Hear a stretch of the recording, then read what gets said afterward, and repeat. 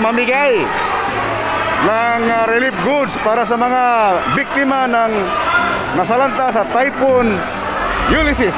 Ito po yung aming contribution.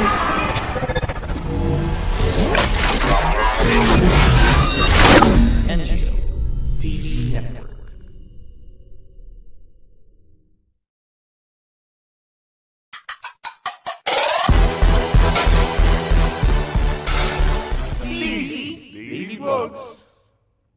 Good morning mga kababayan. Good morning Luzon, Visayas, Mindanao. Narito kami ngayon sa Montalban, Rizal kasama ang mga members ng Solid Maagap Eagles. Andito po sa kanan natin si Kuya Jovinal Asis, Presidente ng Maagap Makabayan, at si Kuya Roy Cinco ng Maagap Republic Eagles Club. Kasama rin natin sa kanan si Kuya Gob Noah Bungabong ng NCR 10. At sa kaliwa ko naman ang Maagap Supreme Lady Eagles Club Lady President Ate Jen Garcia.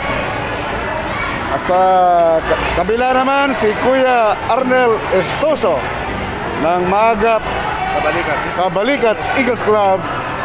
Kasama natin si Consilor, kuya rin natin, Red Izon Moreno ng Maagap Executive Eagles Club. Other officers of NCR 10, purely Maagap Eagles. And Kuya Mike and Kuya Julius, officers ng NCR 10. Po ay Solid Maagap Eagles ng The Fraternal Order of Eagles. Narito tayo ngayon upang mamigay ng relief goods para sa mga biktima ng nasalanta sa Typhoon Ulysses.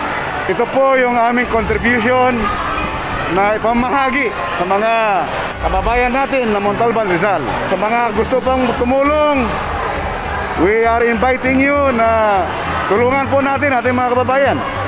Dahil wala namang ibang layunin ang ating The Fraternal Order of Eagles kundi tumulong sa kapwa.